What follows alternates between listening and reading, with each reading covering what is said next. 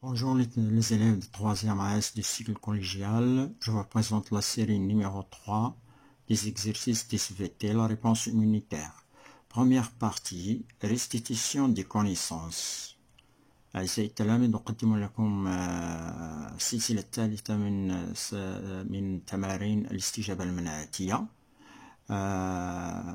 المكون الأول استرداد المعارف. Exercice numéro 1. Définissez les mots et les expressions suivantes. عرف الكلمات والتعابير الآتية. Les micro-organismes, ce sont des êtres vivants qui ne sont visibles qu'au microscope.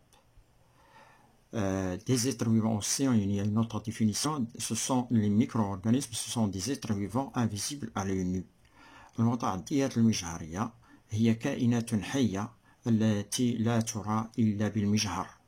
وكذلك التعريف الثاني، الكائنات الحية هي كائنات هي كائنات لا ترى بالعين المجردة. Micro-organismes, des êtres vivants invisibles à l'œil nu. Micropathogène. Micropathogène, c'est un microbe qui provoque des maladies. الجرثوم الممرض هو جرثوم يحدث أمراض أو يؤدي إلى أمراض.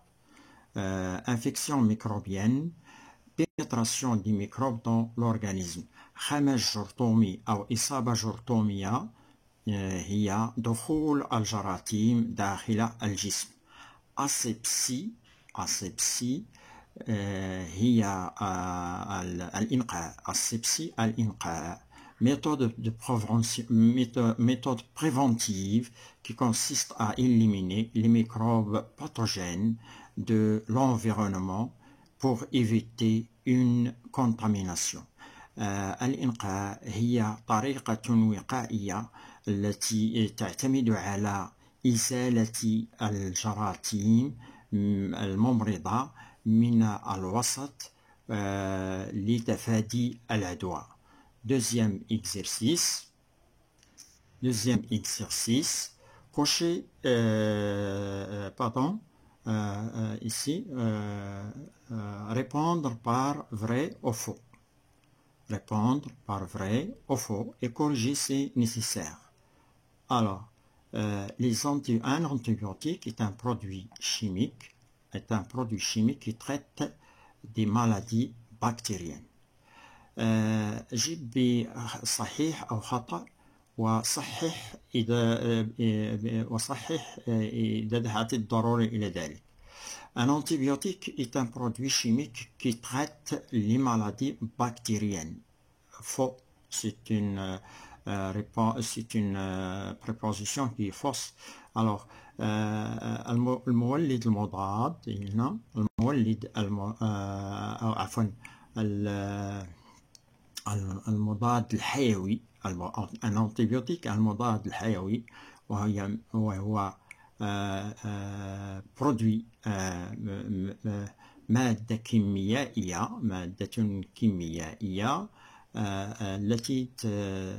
التي تعالج الأمراض البكتيرية، وهذا خطأ. المضاد الحيوي هي l'antibiotique, c'est une substance sécrétée par certains champignons qui traitent les maladies bactériennes. المضاد الحيوي هي مادة تفرزها بعض الفطريات les champignons التي تعالج الأمراض البكتيرية، بالضبط الأمراض البكتيرية. B. Antigène. Un antigène est un anticorps. مولد المضاد هو مضادات أجسام. Un antigène, c'est faux. Cette affirmation, c'est faux. Un antigène, c'est un élément, c'est tout élément aux substances étrangères à l'organisme. المولد المضاد هو كل عنصر أو مادة أجنبية أو غريبة عن الجسم. Le virus se multiplie par division. Faux. الفيروسات تتكاثر بانقسامات. خطأ. Les virus se multiplient dans les cellules vivantes. Les cellules hôtes. الفيروسات تتكاثر داخل الخلايا الحية. داخل الخلايا الحية التي هذه الخلايا التي تتكاثر عليها تسمى الخلية العائلة. Les lymphocytes T4 وهي D. Les lymphocytes T4 sécrètent un médiateur chimique interleukine qui tue les cellules infectées. Les lymphocytes الليمفاويات T4 تفرز وسيط كيميائي انترلوكين يدعى الانترلوكين الذي يقتل الخلايا المعفنة. هذه فو. هذا الاقتراح c'est une affirmation fausse. Donc la correction. Les lymphocytes T4 sécrètent le médiateur chimique interleukine qui active et sensibilise les lymphocytes B et T8. Les lymphocytes B et T8. الليمفاويات T4 تفرز الوسيط الكيميائي انترلوكين الذي ينشط الذي ينشط ويحسس تحسيس الليمفاويات B و T. Exercice numéro 3. Cochez la bonne réponse des réponses suivantes. Alors, un anticorps. Un anticorps est une cellule produite par un lymphocyte. Donc ici, la réponse n'est pas juste, donc vous ne devez pas la cocher. المضادات الأجسام هي خلية تنتجها الليمفاويات. هذا خطأ، لا يجب وضع علامة أمامها. Est une molécule produite par un micro-organisme.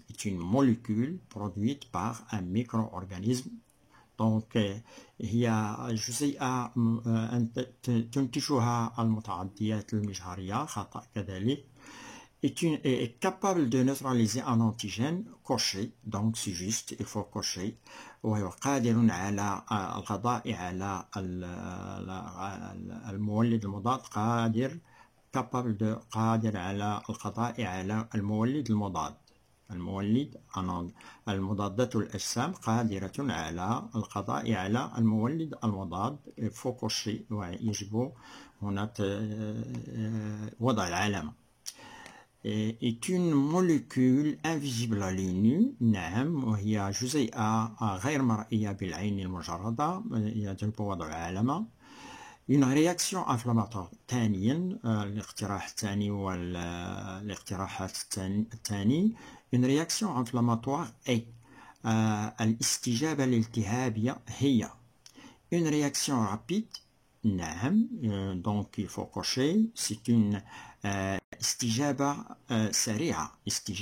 سريعة. نعم. Une réaction spécifique. Une استجابة نوعية. خطأ، ليست باستجابة نوعية. Une réaction inflammatoire n'est pas une réaction spécifique. Une défense, c'est une défense de l'organisme contre une contamination. C'est juste, il faut cocher. هي وسيلة دفاعية للجسم ضد العدوى. وسيلة دفاعية أو دفاع الجسم ضد العدوى. هي وسيلة réaction une inflammation. Et une inflammation est une défense de l'organisme contre la contamination ضد العدوى. Une réaction lente. C'est faux. Est une réaction lente, il ne faut pas le cocher. وهي استجابة بطيئة. لا يجب خطأ، لا يجب وضع علامة. On passe à l'exercice numéro 4. Soufiane s'est piqué le doigt avec une épingle de rosier. L'endroit piqué est devenu rouge et douloureux. Voir le document suivant. Ici, vous avez le document suivant. سفيان أصيب بوخزة أو بوخزة في أصبعه بواسطة شوكة نبات الورد. شوكة نبات الورد. نقطة. المكان الموخوز أو الذي حدثت فيه الوخزة أصبح أحمر ومؤلم. انظر الرسم التخطيطي الآتي. هو أمامنا الرسم التخطيطي.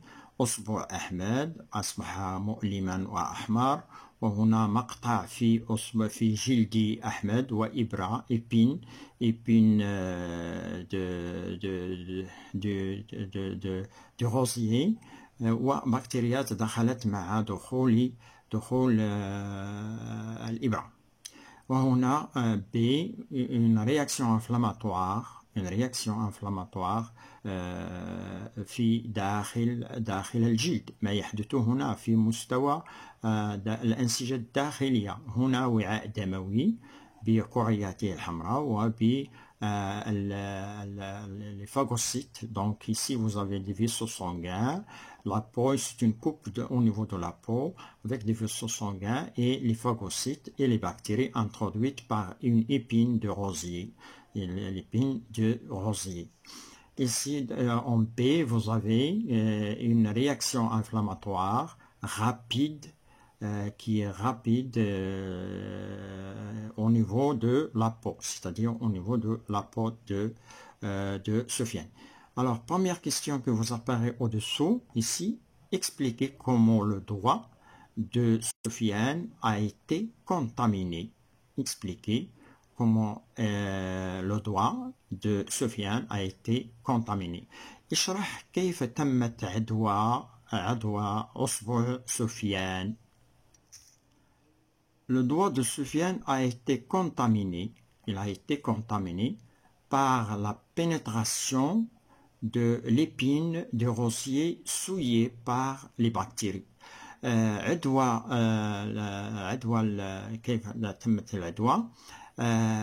أصبع سفيان أصبح معديا بدخول أصبح معديا يعني أصبح أصيب باستجابة التهابية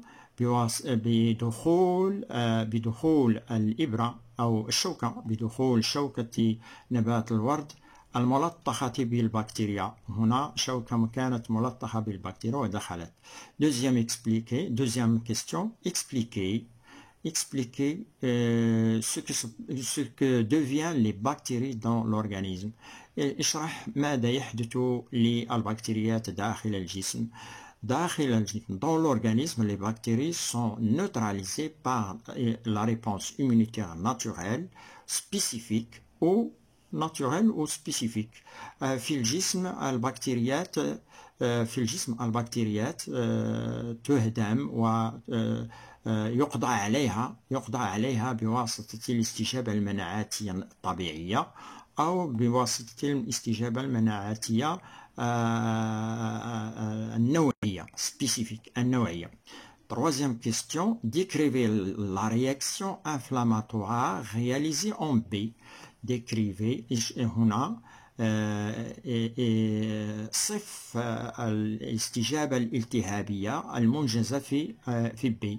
الاستجابة المنجزة أو la description de la réponse immunitaire ou bien dans les réponses inflammatoires réalisées en B. Ici, une réaction inflammatoire rapide au niveau de la peau, B. Alors, la description doit être comme ça, comme ce qui suit. Bon, vous avez la bactérie qui s'accole sur la phagocyte. La première étape. Deuxième étape, ingestion, c'est-à-dire pénétration de la bactérie dans la phagocyte. Troisième étape, digestion. Quatrième étape, rejet des déchets. Donc ici vous avez les étapes de la phagocytose, ici au niveau de la phagocyte. أو وصف هذه المراحل. هنا مرحلة الالتصاق والتحام البكتيريا بالبلعمية، مرحلة الدخول والابتلاع، هنا 2، ومرحلة الهضم، ومرحلة طرح الفضلات. إذن dans la réaction inflammatoire ici, décrivez la réaction inflammatoire réalisée en B. Décrivez la réaction inflammatoire réalisée en B. Dans la réaction inflammatoire réalisée en B, il y a 4 étapes. Première étape, adhésion de la bactérie. Deuxième étape, de ingestion ابتلاع البكتيريا. adhésion التصاق البكتيريا في التصاق البكتيريا. Deuxièmement, adhésion de la bactérie وهو ابتلاع البكتيريا. Troisièmement, digestion de la bactérie وهو هضم البكتيريا. Quatrièmement, rejet des déchets طرح الفضلات. On passe maintenant à la deuxième partie, raisonnement scientifique et expression écrite et graphique. Ici, j'ai choisi un seul exercice sur 9 points. Dans cet exercice, on va étudier la grippe. La grippe est une maladie virale très répandue qui affecte à la fois l'homme et les animaux. الزكام هو مرض فيروسي جد منتشر، ويصيب الإنسان والحيوان على حد سواء Pour comprendre les mécanismes de la réponse immunitaire dirigée contre le virus de la grippe, on propose les données suivantes. لفهم الآليات وآليات الاستجابة المناعاتية الموجهة ضد فيروس الزكام نقترح المعطيات التالية. أولا، المعطى الأول، le document 1 présente le schéma simplifié de la structure générale du virus de la grippe. الوثيقة 1 تعطيك الرسم المبسط، رسم تخطيطي مبسط للبنية العامة للفيروس، فيروس الزكام. Le document 2 présente l'évolution de la concentration du virus de la grippe, des lymphocytes, des lymphocytes T8 tueurs et des anticorps dans le sang d'une personne contaminée par le virus. الوثيقة الثانية تعطيك تطور l'évolution de la concentration، تطور تركيز فيروسات الزكام، وكذلك تطور الليمفاويات T8 القاتلة، وكذلك تطور مضادات الأجسام في دم الشخص المصاب بهذا الفيروس. Donc بالشخص المصاب بهذا الفيروس. إذن نلاحظ الوثيقة أو nous allons observer le document 1. Il vous donne le schéma simplifié de la structure du virus de la grippe. الوثيقة 1 تعطيك هنا الرسم التخطيطي لفيروس الزكام مبسط. Ce virus est constitué, comme tous les virus, d'une capsule.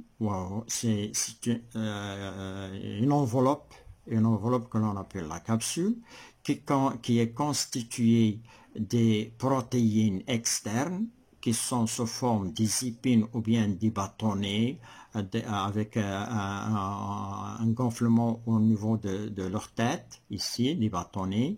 Et à l'intérieur, vous avez l'ARN, acide ribonucléique, وهو عبارة عن صبغيات التي يتكاثر بها الحمض النووي الريبوزي. الحمض أسيد نووي نيكليك ريبوزي، أسيد ريبونيكليك، وهو الحمض النووي الريبوزي للفيروس، وهو عبارة عن مادة وراثية التي يتكاثر بها. وهنا كذلك بعض المضادات الأجسام التي تحدثنا عنها هنا. Deuxième document, c'est un graphe avec la concentration des anticorps, la concentration des anticorps antivirus, voilà la courbe ici, et la concentration des virus dans le corps, la concentration des virus dans le corps. تركيز الفيروس الزكام في الدم. وتركيز الليمفاويات T8, la concentration des lymphocytes T8 dans le sang de la personne éteinte.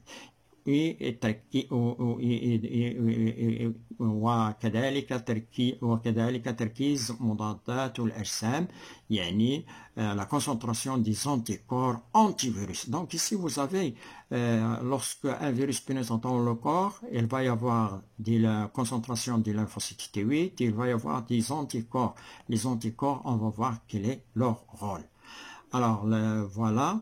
Il faut se rappeler ici la contamination. Voilà, vous avez ici la contamination et vous avez la concentration, la quantité des virus dans le corps, la quantité des T8, la quantité des anticorps. On passe maintenant aux questions posées sur le document. Première question qui était posée sur ce document: comment évolue la concentration des virus de la grippe dans l'organisme depuis la contamination jusqu'au 3e jour?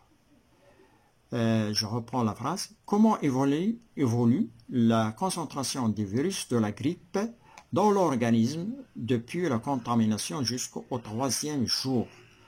كيف يتطور تركيز فيروس الزكام داخل الجسم منذ العدوى إلى اليوم الثالث؟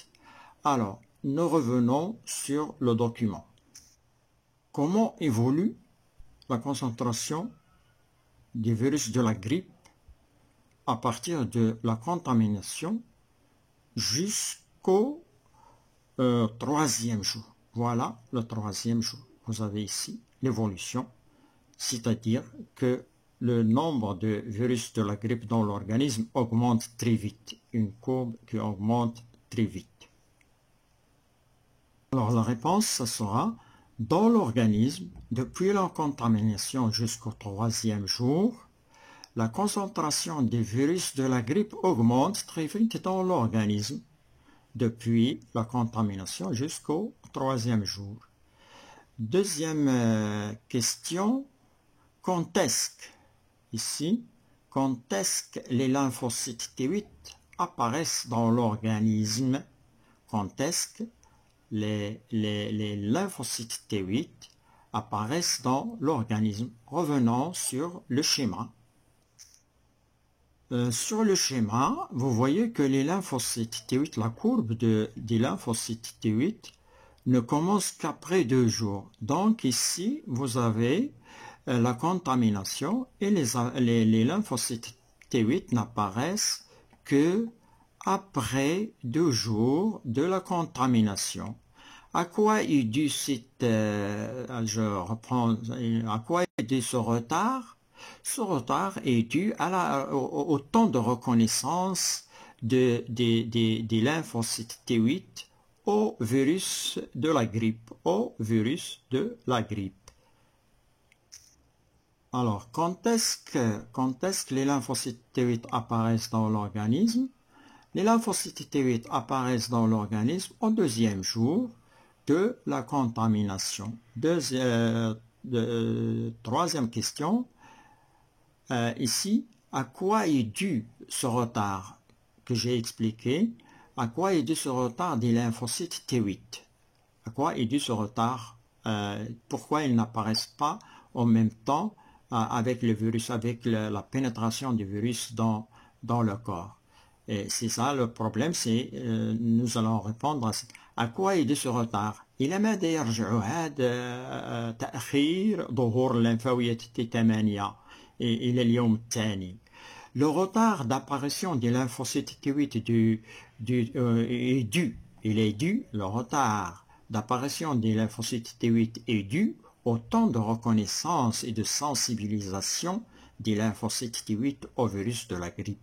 هذا تأخير ظهور الليمفاويات T8 في الجسم يرجع إلى وقت التعرف والتحسيس الليمفاوية T8 ضد هذا الفيروس. Quatrième question, comment évolue la courbe du lymphocyte T8 et celle du virus de la grippe? Comment évolue la courbe de lymphocyte T8 et celle du virus de la grippe entre le 3e jour et le 8e jour? Donnez une explication. كيف يتطور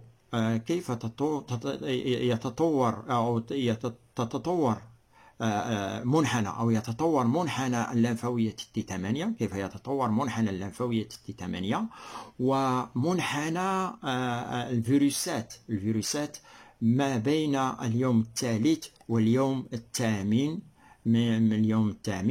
وإعطي تفسيرا لهذا. Donc nous sommes obligés de revenir sur le document. Voilà le document.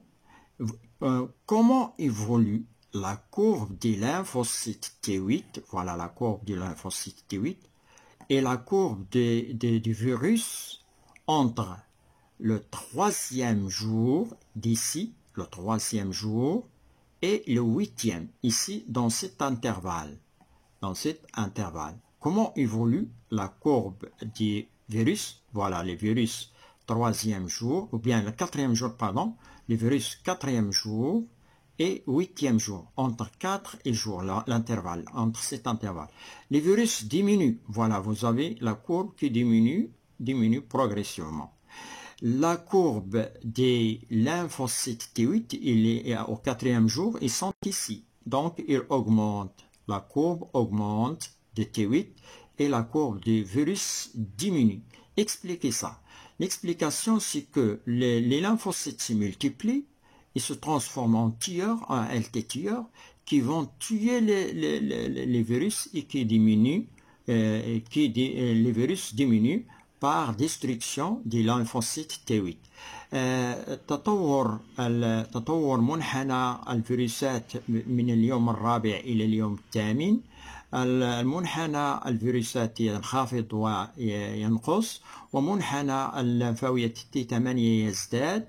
ويمكن تفسير هذه العملية بتكاثر الليمفاويات T8 وتحولها إلى قاتلة التي تقضي على الفيروسات فتنقص كميتها وينقص الفيروسات.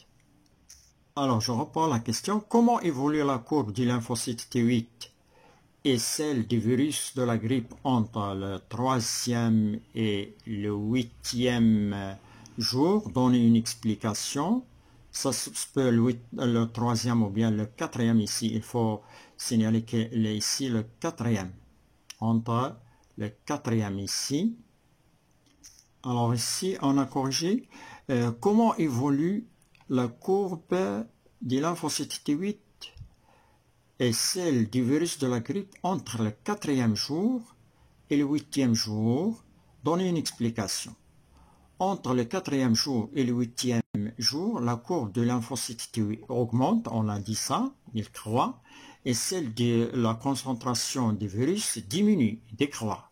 Ce qui explique, ceci s'explique par le fait que les lymphocytes T8 se multiplient et se transforment en T8 tueurs qui détruisent les virus qui diminuent. كيف تتطور تركيز الليمفاويات T8 وتركيز فيروسات الزكام ما بين اليوم الرابع واليوم الثامن؟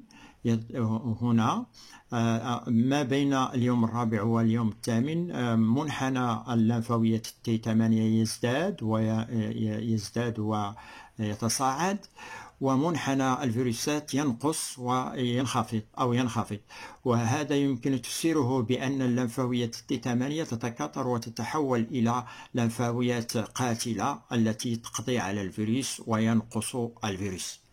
Cinquième question, dégager de document 2 les courbes des documents 2, c'est-à-dire les courbes, les deux réponses immunitaires utilisées par l'organisme contre le virus de la grippe. خامسا استخرج من الوثيقة الثانية المنحنيات الاستجابتان المناعيتان التي استعملها الجسم ضد فيروس الزكام. إذا الرجوع إلى donc il faut revenir au document 2 pour dégager des courbes, les deux réponses immunitaires.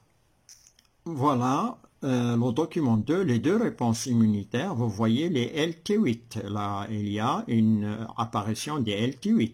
Il y a aussi au 4e jour apparition des anticorps antivirus contre les virus. Donc, vous avez deux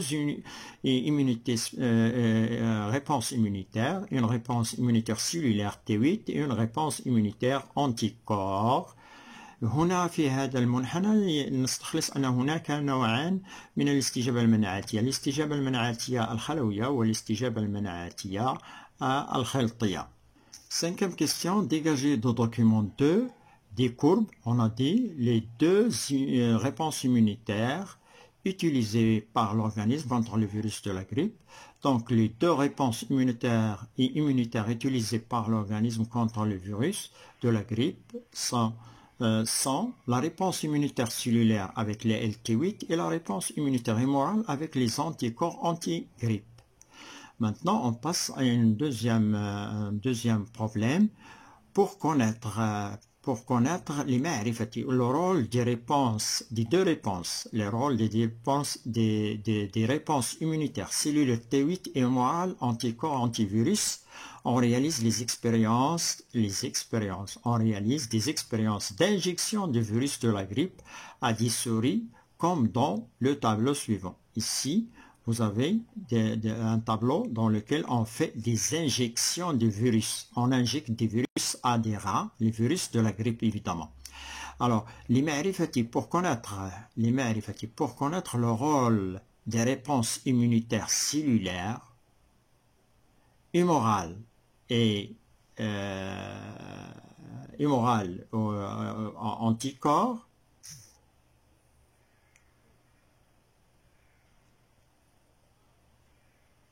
hémorales et anticorps, antivirus, on réalise les expériences d'injection à des souris comme le tableau suivant. Alors, venons ici, le tableau est constitué par des expériences, résultats. Expérience numéro 1, vous avez dans cette expérience injection de sérum d'une souris immunisée contre le virus de la grippe à la souris A. Vous avez à la souris A, vous avez ici injection de sérum, ici, vous avez injection de sérum à la souris A, et puis on lui injecte des injections de virus, donc à la souris A, du virus.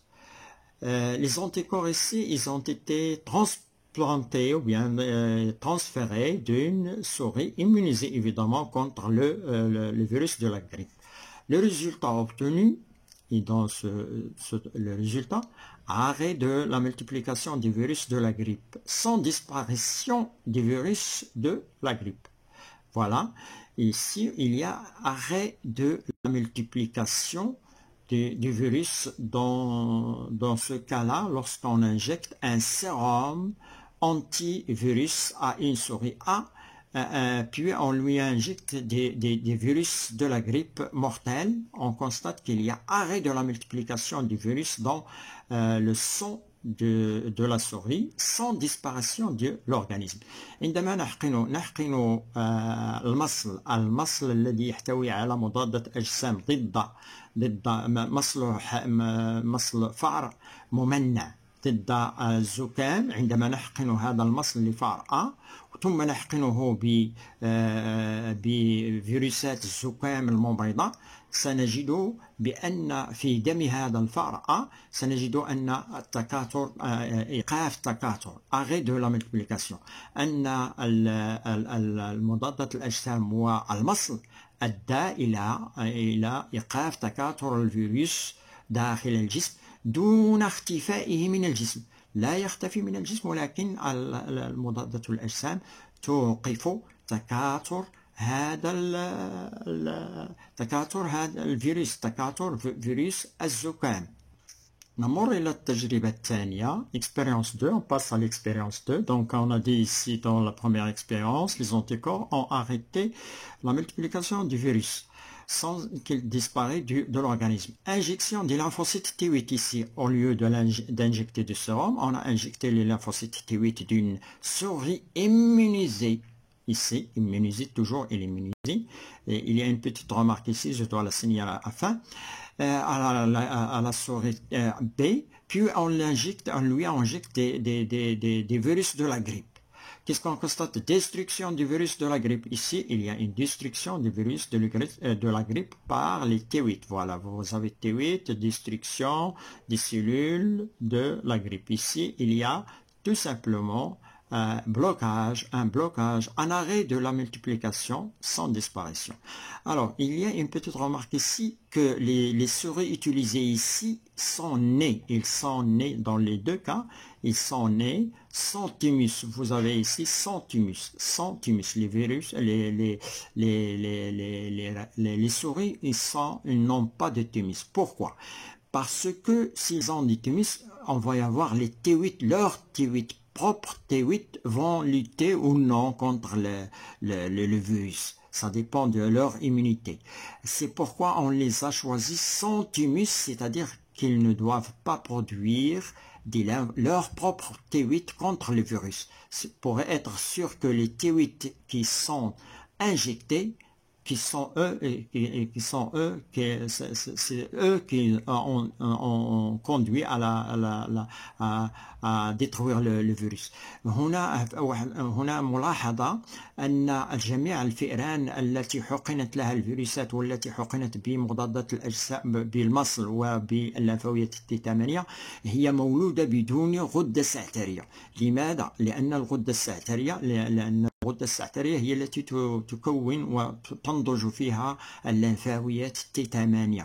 لذا يجب إزالة هذه الغدة السعترية لكي لا تنتج الفئران المنجز عليها التجارب تنتج اللمفاويات T8 خاصة بها، وهذه اللمفاويات T8 الخاصة بها ستقوم ربما بهضم الجرثوم، ونظن أن اللمفاويات T8 المحقونة هي التي أدت إلى هضم الجرثوم.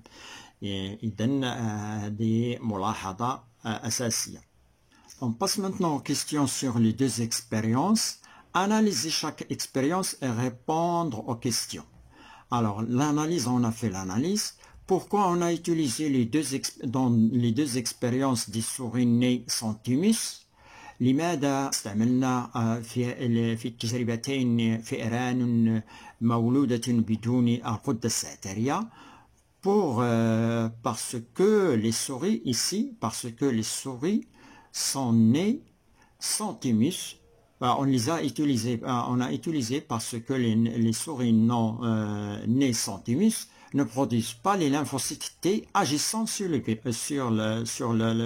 virus de la grippe. استعملنا هذه الفئران لأنها لا تنتج اللمفاويات T8 الخاصة بها ضد الفيروس. B. Expliquer les résultats de l'expérience numéro 1. Déduire le rôle des anticorps dans antigrippe.